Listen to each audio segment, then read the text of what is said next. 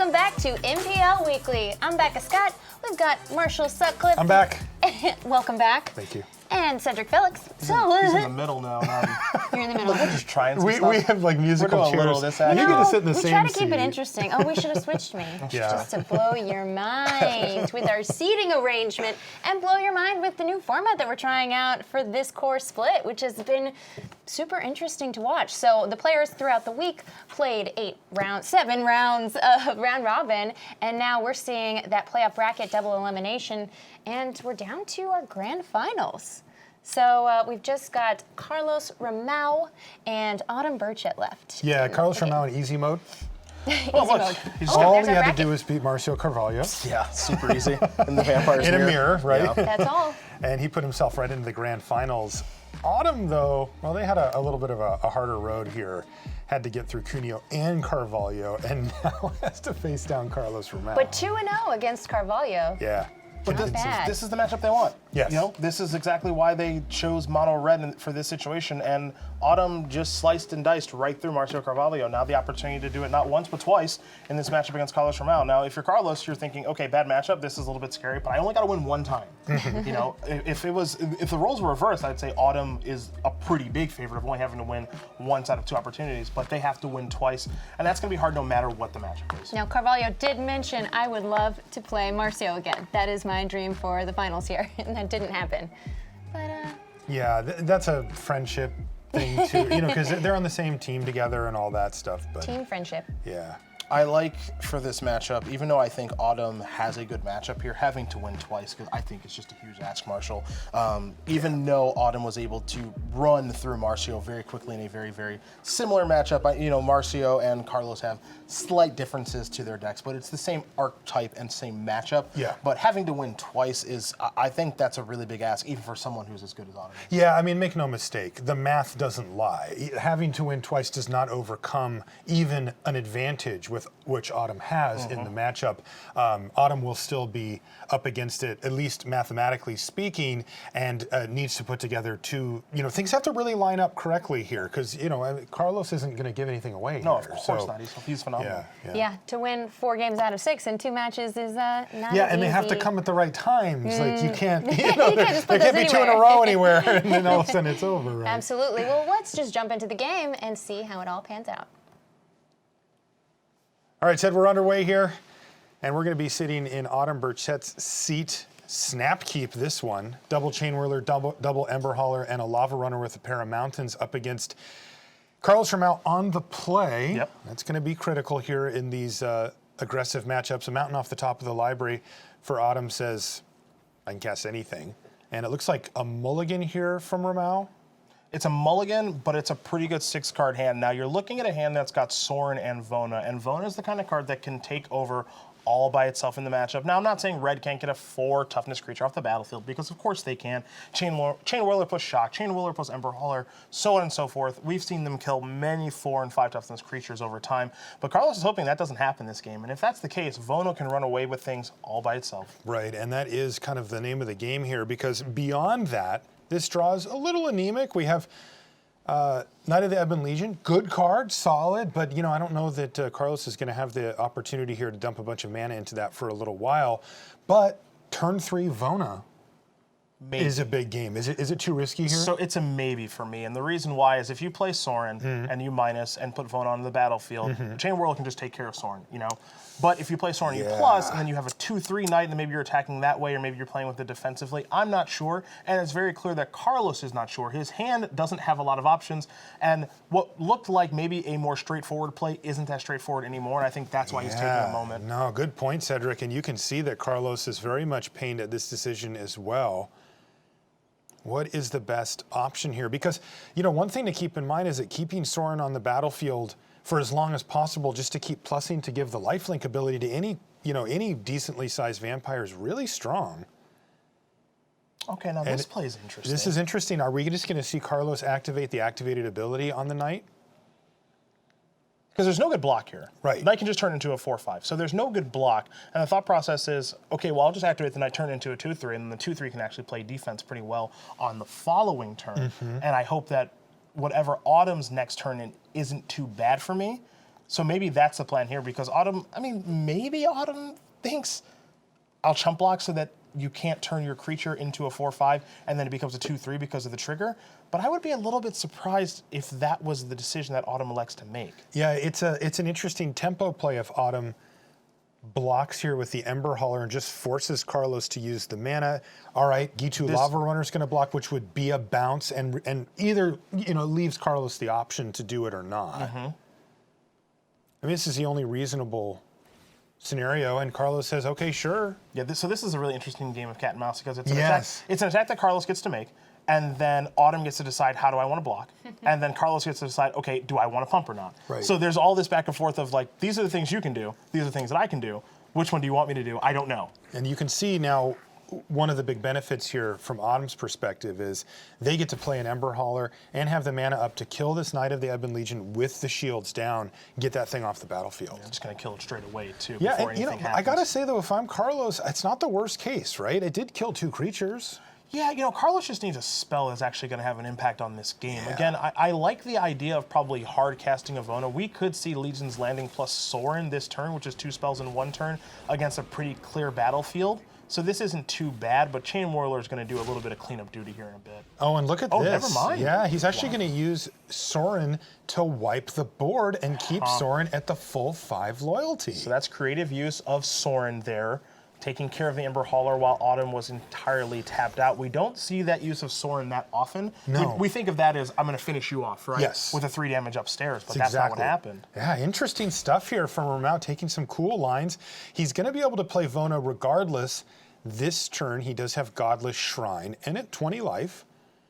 And Autumn doesn't Down have to 2 cards for Autumn. Autumn doesn't have a clean answer to the Vona right now either, from what I can see. There's 2 Chain Whirlers, 2 Gitu Lava Runner, and then Fanatical Firebrand amongst the cards that Autumn has access to. So if Romao wants to, which is a Godless Shrine, enters the battlefield untapped, fall down to 18, play a Vona, cross your fingers it doesn't die. That's a real option. I am loving that. Okay, that is a tapped land there. So we're going to see Vicious Conquistador plus my Sorin to once again keep the board clear by killing the Chain Whirler. Carlos really trying to run Autumn out of, options to kill Vona, because Carlos knows that if Vona is the last card standing, he wins. This is really creative use of the Sorin. Super cool. Yeah. It's a use of this card that we don't oftentimes see. We normally see it enter the battlefield on turn 3 and plus for an attack or minus to put a vampire in the battlefield. But now these vampires that are being made by Legion's Landing or just being drawn and cast are just being thrown at Autumn's creatures. Now Autumn is empty-handed, which means that Vona is good to go. Look at that. This line of play for Romao has come to fruition, and it has worked. That is 4/4. Vona, Butcher of Magad. Oh, and now we got a game on our hands. That's Experimental Frenzy off the top of the library. Well, Autumn was a little bit behind with that Vona, but now they are catching back up pretty quickly. Can't cast Runaway Steamkin this turn, so that'll be the draw step next turn, but we know Experimental Frenzy, Marshall. We've watched that card long enough. It can spiral out of control. Very, very quickly. Now, again, all that work from Romao to make it so that Vona was the card left on the battlefield has still paid off. He still has Vona. He can use it to start picking off things on the other side of the battlefield. Yeah, this is true. This is true. Yeah, I think we're just going to see an attack here. Now, there's some interesting dynamics here as well, because once again, we can see Vona attack and then get activated. I'm a little curious if Carlos wants to deploy second Sorin and put another +1/+1 counter on Vona and make it a 7/7. And I think that's what he's thinking about doing, which is I want to build a huge lifelink threat, because I think the thought process here is I need to get this game over with immediately because I can't outrace or outrun the Frenzy. Well, I think he's just going to take out the Frenzy here. At 22 life, he can attack with Vona. Sure, Autumn can block with Fanatical Firebrand and sacrifice it to prevent the life gain, but that Vona can just take out Frenzy right now. Okay. This is getting interesting.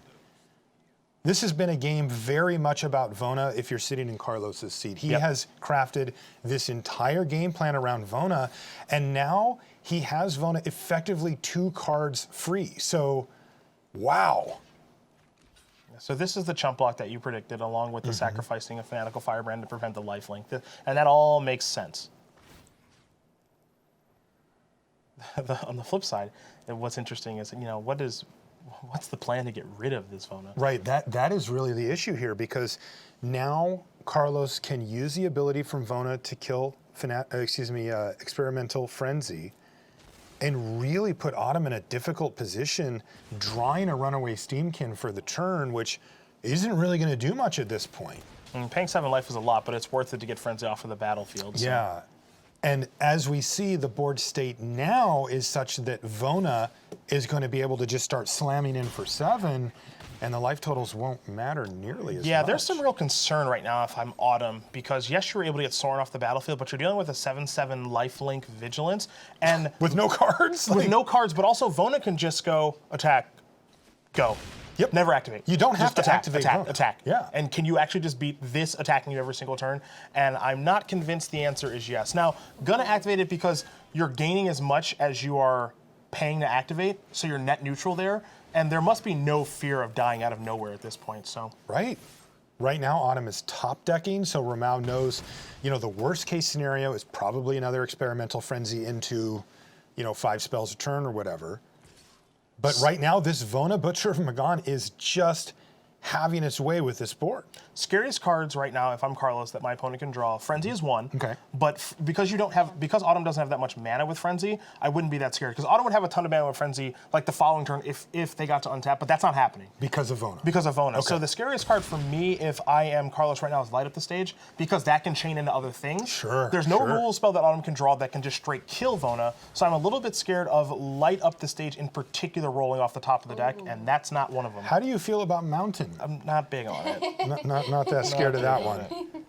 Wow, this has been an incredible game. Carlos Romao putting on a show here, crafting an entire game plan around Vona, and it's working. Lava Runner's going to hop in front because Runaway Steamkin has the higher ceiling on the following turn, or turns if we play multiple. Mm-hmm. But yeah, Vona has really, really run away with this, and life total's high enough to be able to do that. Game. Yeah, that's game. Wow.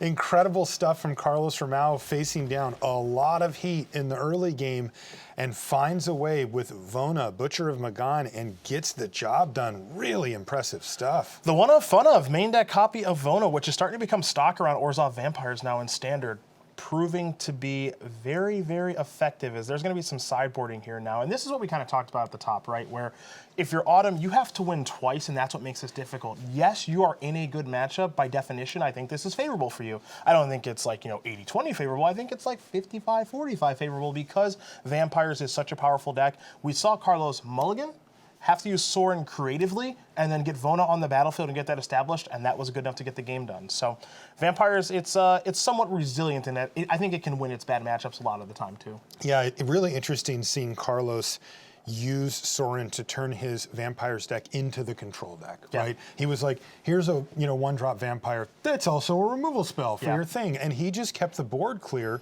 for long enough. And that, in some aspects, that feels like card disadvantage, throwing your creatures to take care of their creatures, but you still got your Planeswalker over there that they have to worry about, and he was setting up and clearing a way for Vona, did it beautifully, and now up a game. All right, but now Autumn has access to a lot more tools that can take care of cards like Vona or any of the other big creatures on the other side. Both players have good hands. Now, Lava Coil is a huge card to mention here, because Lava Coil could, in a lot of instances, kill a Vona, or Lava Coil in combination with something like Fanatical Firebrand can kill a 5/5 Vona, but Lava Coil can just kill things, period. I think that's a pretty big deal in the matchup. Both players do have pretty nice hands. Carlos drawing land number 3 for those Mortifies, and Soren's is pretty nice, so I'm expecting a pretty good game here. Yeah, this looks like it's going to shape up to be a nice one here. We are in the grand finals, and Carlos Romao, it is his world. If he wins this one, he's done. Yeah. Just call it a day. Right in the top 16? Yeah, of right. Mythic Win a Championship couple of Five. matches today, and then boom, Yeah. right in there. If you're sitting in Autumn's seat, of course, you have a lot of work to do to try to fight back. But it starts with this game. We've got to win this game to keep the dream alive. Now, Carlos has drawn some nice cards here, and I think that's worth noting. Fanatical Firebrand's going to kill the 1/1 Vampire. Okay, sure, small exchange there. But you've got a hand with Double Sanctum Seeker. Naturally, you understand why that card's good against red. Anyone's watching, I don't have to really explain that. The big question here is, are you able to deploy your spells fast enough? Because you have three mana spells, 2 4-mana spells, which means we're not going to be double spelling anytime soon. Autumn has the ability to double spell with the lands and spells that they've drawn, and then of course Experimental Frenzy starts to get out of control. So Land off the top of the library to that point, Cedric, does indicate that Carlos Romao is going to be able to play one spell a turn for the foreseeable future here, starting things off with Mortify, probably on the runaway Steamkin, and then working his way into multiple copies of Sanctum Seeker with Sorin as an option in there somewhere as well. Having double Mortify extra nice, given the fact that Experimental Frenzy is one of the ways that this hand could lose. The attacks here are pretty straightforward, as is the Mortify that's going to take care of the Steamkin. So some pretty ABC level play there from both players to move along this turn. Light up the stage is only going to be 1 because of Spectacle, so I'm curious what the finds are. Okay, all right. Lava Coil, awkward, right? When your opponent knows about it, then they can just choose to not play into it. But another light up the stage means more cards available here for Autumn. That's a little bit better. And gets to play both the Mountain and the Firebrand, though we are in the second main phase, so that Firebrand's going to have to stay at home for now. It's also worth noting that the mana is still available for Ember Hauler here too, in case that were to come up because of the Mortify that we know about that Autumn does not. Interesting, Gideon Blackblade was the draw step here for Romao, favoring that life gain down the line against the deck that has the ability to burn you out, of course. Yeah, the problem here is that just Carlos's hand is so gummed up with 3 and 4 mana spells. You're wishing it was like a 1 mana spell and a 3 mana spell, or two 2 mana spells, and just getting some cards out of your hand and converting these resources onto the battlefield. Yeah, it's more interesting that he has it in his deck. It's the worst card in his hand, probably. Yeah. It's kind of funny. All right, there's Experimental Frenzy, and Carlos is going to breathe a sigh of relief that he had that second copy of Mortify, because it's going to take it out before it does too much damage, although it does look like a free shock off the top for Autumn will get cast before passing the turn back to Carlos. There's a Legion Lieutenant, but now we're going to start seeing the big hitters. Here's Sanctum Seer, and good news, though, for Autumn, they have the answer. So what's so nice about Autumn, and this is what I'm talking about in multiple spells in one turn, the ability to play Lava Coil and still have access to Lightning Strike and Shock, or Lightning Strike plus activate Ember Hauler, means that so many things are going better for them than they are for Carlos right now, because he just can't get multiple spells out of his hand. But the 5th land is going to start to allow this a little bit, which is really, really good news for Carlos. Yeah, it feels like it was almost necessary at this point. I mean, just looking at the direct damage, there's 5 in hand plus 2 on the board. I know what that equals. 7 all day, even today. Now, what's interesting here is part of me, I need to play 2 spells in one turn. That's going to be easy. So what 2 spells is it going to be? You play Legion Lieutenant and Gideon Blackblade. If Legion Lieutenant dies, then the game is essentially over. I mean, isn't this game just over as it sits? Well, if we play Sorin minus, put Sanctum Seeker on the battlefield and Legion Lieutenant, you have 2 blockers. But it's 2 damage from Hauler, 1 from Firebrand, 3 from Strike, 2 from Shock. Then I think this game is I think it's just done. Well, it depends on how we use Sorin. Okay. And throwing something, and if that does anything. Good point, Cedric. So let's see if Romao feels the fear quite enough here to try to gain the 3 life to go up. I see. So what can happen here is, and he did exactly do that, Cedric, it's just that Autumn can disrupt this play by giving Romao nothing to sacrifice, so he won't gain the life. Yeah, and then this should just be game over. Now he's just dead. Yeah, so Strike upstairs is going to go from 7 to 4, attack with the 2 creatures, put you to 1, Hauler, put you to less than 1. Wow, so. Impressive stuff from Autumn as well, because this was a draw where Carlos had a lot of raw power, but as you mentioned multiple times there, Cedric, just couldn't deploy it. Well, you think about the cards that Carlos drew there. Legion's Landing, creature that has lifelink and pumps out lifelinking tokens. 2 copies of Mortify, which one of them took care of Experimental Frenzy, one of them took care of a creature. We saw Sorin, which is obviously the best card in the deck and why the deck exists. We saw Legion Lieutenant, which is a fine card in the matchup, but what we didn't see, it wasn't a bad draw. No. It wasn't a bad draw We at saw all. Sanctum Seeker. I think 2? Yep, 2 of them. One of them hit the battlefield, got killed. But Yeah, so we can't say it was a bad draw. It just didn't Not come at together. all. It didn't come together the way that he needed it to, because those cards are too expensive. You're looking for a combination of some of those cards and some cheaper cards. And also you drew a Gideon too. Like that's a good card in the matchup too. Yep. A lot of those cards have things that signify lifelink, but that also shows some of the strength of red and the ability to work through all of that stuff. That's right, and just simply deploy every card in hand for the victory. So, Autumn says, not so fast, Mr. Romao. We got a game 3 in this first match. Now, again, the stakes are such that if Carlos wins this game, we're done here. And he'll be the Pearl Division champion here. Autumn's hand is the classic keep, hope I draw 3 spells. Oh God, yeah, it is. Like the first draw step cannot be a mountain. All right. Okay. Chain Whirler is definitely business. In the meantime, though, Fanatical Firebrand into Runaway Steamkin, into Goblin Chain Whirler looks beautiful, so that's probably one of the best draws possible there. For Autumn, back to you, Carlos. What do you have going on? Well, turn 2, Knight of the Ebon Legion plus Vicious Conquistador. It's a Wow, look at this. How about the old 1, 2, 3, 4? Yeah, that's a good start. So one small thing I'll mention from Carlos as this game continues to unfold is the fact that he started with Goblet Shriner in the battlefield tapped as opposed to Swamp plus Knight of the Ebon Legion or just Goblet Shrine untapped and playing, which means that he's conserving his life total a little bit. I see. Well, he found Legion's End off the top of the library there, which would give him an option on the Runaway Steamkin, the more threatening of the cards, and a real threat. Runaway Steamkin is aptly named. And this is interesting because you have this Legion's End that you can kill Runaway Steamkin with, and it's so powerful you want to get off the battlefield. But you also have Sorin staring you in the face that you kind of want to deploy. But yeah. I think this is totally fine because this also allows you to play your Godless Shrine, have it enter the battlefield tapped, take no damage from your Shockland again, set up Sorin for ideally the next turn. So this isn't too bad. All right, so that's exactly what's going to happen. But Romao is nearly out of gas here with just the Sorin left in hand. And as we've seen, those draw steps for Autumn have been beautiful, finding a 3-drop into a 4-drop after keeping a hand with a 1 and a 2. Now, the Chain Whirler on its own is not enough to kill either of the creatures on the other side, but if you combine it with Fanatical Firebrand, that will do it. So on this turn, I would not be surprised at all to see Carlos deploy Sorin, attack with Conquistador, and then have Sorin plus and throw the Conquistador at the Chain Whirler. Clear things up, because one thing that Carlos has now is he's got information. He knows that Autumn has a mountain, a Fry, an Experimental Frenzy, and doesn't know about the other mountain. So I can clear up the battlefield, neither of us have creatures, I have an active Planeswalker, and then I have to figure out some way to beat the Frenzy. Right. And we know that he has some number of Mortifies in his deck to be able to beat the Frenzy, and he also has an active Planeswalker and draw steps. So I wouldn't be surprised to see that be the line of play. It appears as though it's not going to be. It's actually going to be Conquistador on defense. Wow, okay.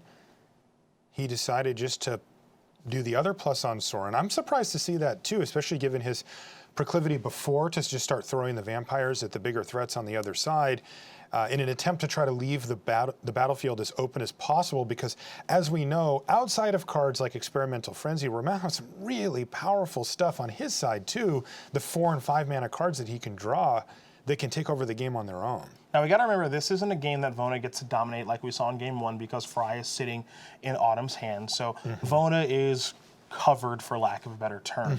Now I'm curious to see what's going to happen here. Is a chump block going to be tendered because Conquistador could attack and didn't? So that was strange to me. So it was no attack, no block.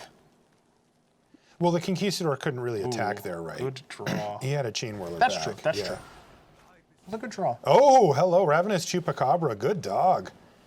Step on that Chain Whirler, and now that the attack with the Conquistador is quite nice here too. Okay. Remember, it has lifelink thanks to Sorin this turn. So okay, all right. The card I'm looking at is that one. Yep. Now there's always this question, right? With do you play the land? Do you play land? Do you not play the land? Well, you don't play the land. All right. So Lava Coil's on top. Lava Coil cannot kill the Conquistador because I think it's going to become a 4/5. Yeah, you're right, Cedric. So there we go, and an attack for 6 plus the life total of Romao really just skyrocketing here up to 25. Not going to be a big factor here. Lava Coil, of course, has to go into hand, light up the stage. This is a problem. Sure, fire it off. This is a huge problem. And let's see what we find here. A Lightning Strike and a Steamkin plus a Chain Whirler that you can cast now. This is getting really interesting. This Vicious Conquistador is doing work. It is rather vicious. Yeah, now I see why he didn't block. Yeah, same. It's a 4/5. Carlos said he likes his Vampires deck a lot, and one of the little pieces that we did with him during this broadcast, he had mentioned how he was like 99% sure he was going to play it in the top 4. 1% said that he wasn't going to, leaned towards the heavier percentage. And I think now with this Chain Whirler, even if it's not a removal spell, Legion Lieutenant is going to do it, I think, Marshall. Look at that. Legion Lieutenant, and he can start throwing things. And it looks like we're going to have a good game here because Carlos Romao is about to win the Pearl Division. Congratulations, Carlos. He stuck with the Vampires, and they stuck with him. This is part of the reason this deck is so popular in Standard, is that even when it plays against what is perceived to be a bad matchup, and we just watched it unfold previously, where Autumn didn't just beat Marcio, destroyed Marcio. 2 very, very quick games. Yeah. Weren't even close. Marcio's draws did not come together particularly well, but that's part of what you sign up for when you play Vampires. Autumn, I imagine walking that match was, I think I can do this. I think I made the right choice for a non-vampire deck to win. And then you have that confidence of beating Marcio too. You're like, all right, bring on Carlos. Yeah. Let's go. And oh no. And Carlos had some really unconventional plays there. He You did. know, a lot of I think- creativity and patience. Yes, yeah, exactly. Those are the 2 words I'd use to describe that play as well. And it shows how much flexibility that Vampires deck has, right? I mean, you like playing decks like this, and people always think it's just like dump your hand, turn them sideways, Not did even I win? close. It's just never like that. It No. never. People think mono red's easy to play. It's really hard to play. Yep. These decks are similar to that, and you can see the range of plays that are available to somebody who has an open mind to them. And Well- especially with Sorin. Sorin Yes. gives you a wealth of options, and I think I would have used Sorin wrong in one of those games. For sure, with minusing or plussing or not using it to just dome creatures, or like the Conquistador to dome the Chain Whirler, like I mentioned in that second game. He didn't do that. He put a counter on it, didn't block with it, and then killed the Chain Whirler, and then killed him with the Conquistador. Yeah. So you just see how great Carlos is. I think a worthy Pearl Division champion. Well, Yeah. I'm excited to see what Carlos says when Paul speaks to him. Let's see that interview right now. Hello, and I am here with the winner of the Pearl Division, Carlos Romao. Congratulations. Thank you so much, Paul. I'm very, very happy. So excited. Like, yeah. So it's such a relief, like after so many tough rounds, like winning. And like, I think it's like, I don't know, even on some of the GPs that I won, I didn't have this adrenaline rush that I'm having right now. Yeah. Yeah, absolutely. And generally, when I watch a lot of different matches, oftentimes, sometimes I'll be like, oh, I'll question something. But when I watch the MPL players play, usually, or 99% of the time, I'm wrong. I'm like, why did they do that? Oh, it's because something wrong. Something was bad on my side. And watching you play that deck with Sorin, I mean, he was just the MVP of that match, right? Yeah. The guy's like it's my chance against the mono red, right? It's the guy that like keeps me alive. The guy like that pumps my creatures and keep them safe from chalks, lava coils and stuff like that. So yeah, I tried to manage Sorin the best way I could. I think I did it like the best plays. Maybe after I review the games, I can see some mistakes or not. I will try to do that, but I don't know. I cannot even like flash back the game because I'm still excited about the finals, man. Of course, yeah.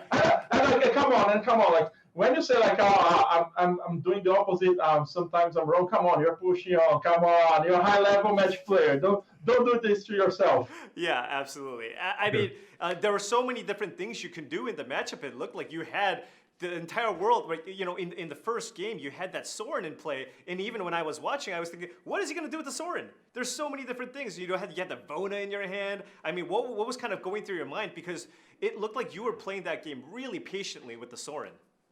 So first game, I knew that like Vona was my chance to win the game because like my biggest concern about mono red is frenzy. If they go crazy on frenzy, there's no way I can stop them. And then I have just a few outs for frenzy. So I was taking care of Vona, and I was trying to throw creatures and at the table, try to deal with their creatures and stuff like that.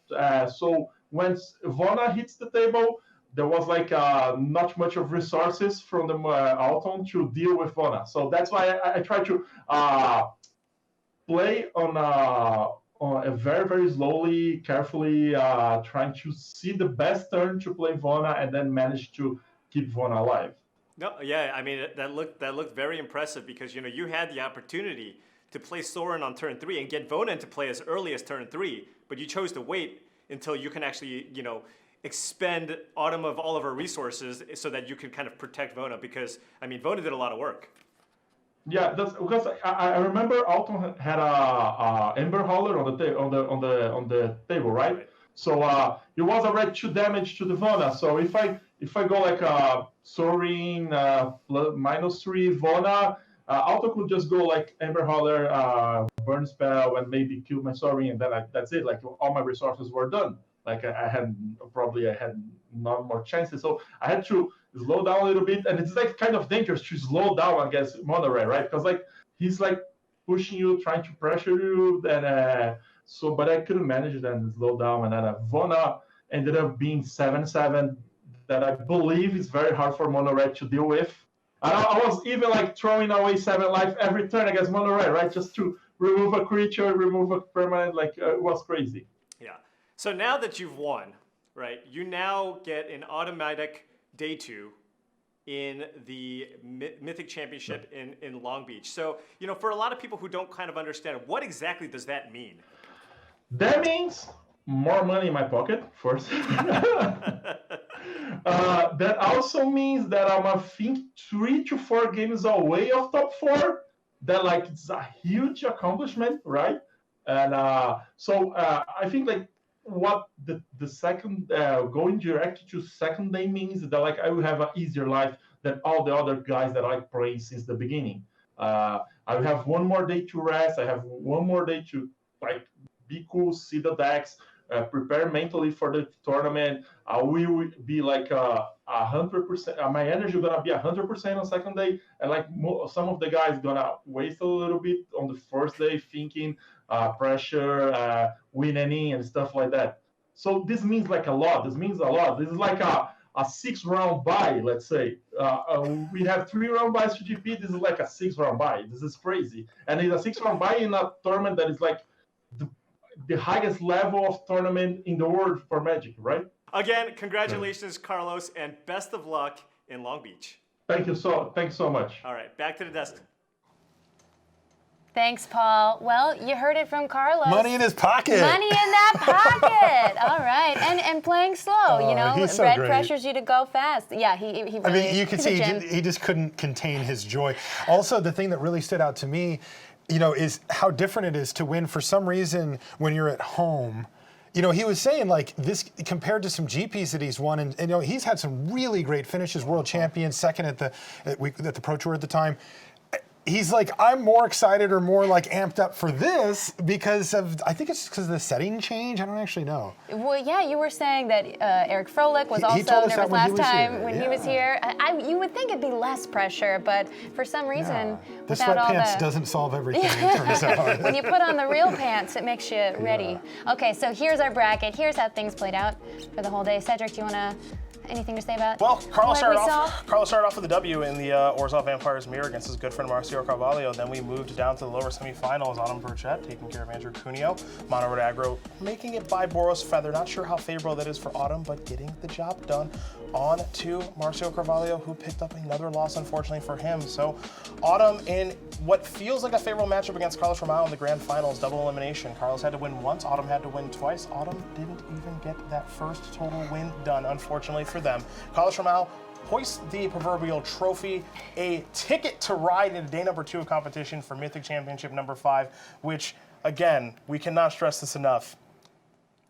It's a big deal. Yes, If you play competitive absolutely. Magic, think of it this way, because I know you're thinking buys and like, oh, well, at Grand Prix, everyone starts with buys. What's the big deal? Just imagine you won a tournament where you're just in a day 2 of the Grand Prix. You don't have to play 9 rounds. Just think about that. You would play in that tournament every time, and if you won, it would be a big deal. Yes. Absolutely. All right. Well, if you've joined us later, then you may not know. Well, why were there only 4 players in that bracket? What happened? How did they get there? I thought each division had 8 players. Well, it sure does. There was round-robin tournament play throughout the week, 7 games for each of the Pearl Division players. And if you want to watch those, there's a way to do that. You can go to magic.gg. So the Magic Esports site has a new section on the MPL League page all about our core split, which is what you're watching right now. So you can check out the player profiles for every player in each division. And it's all round-robin matches. The results are listed by player. Then you can watch the links to videos for each round-robin match played during the week so you can see exactly how your favorite players did. And you can also see the top 4 matchups that you see today. We'll see that in just a second. Oh, we just got to show up this website some more. There's Carlos Romao and all his round robin plays, and the top 4 bracket here. Of course, we know how this turned out with Carlos Romao making it all the way to the grand finals. And of course, the social wall showcases top tweets from the players, giving you a look at how MPL Weekly is going for each of those players. That's magic.gg. Good game. So we get to do this all again, is what you're saying. This next week. This is only Pearl. Yeah, this was one of 4 divisions, which is a little revamped since our Spark split, and I enjoy this much better. Yeah. We get I like this results a lot better. on each day. Crown of the Champion, all the interviews, all the stuff that we're doing. Do I expect the games to go that quickly? No, I think we'll mix up the format a little bit, just with regards to standard continuing to evolve. Right now, it's a slugfest, man. No, this was fast. Yeah. But what we know is this: Vampires is kind of sitting on top of course at 2020 standard right now. It is beatable. We didn't get to see Cuneo play against Vampires, but Boros Feather does very well against that deck. Mono Red can do very well against that deck, and I'm sure someone will make a control deck that can do well against that deck. What's going to happen the next split next week? Good question. Yeah, and I'm sure all the other MPL players are watching, and they're very creative people, so I'm sure maybe they'll come with Vampires, but maybe they'll try to break that mold. Okay. So we'll find out. Make sure you tune in next week. Thanks to Ben Stark, who is doing some commentary with us here today. He's probably drafting right over there, by the way. Just FYI. Yeah, probably. I know he's I may or may not be. And thank you, Marshall Sutcliffe. Thank you, Cedric Phillips. And thanks to you all at home. We'll see you next week for the MPL Weekly. Bye.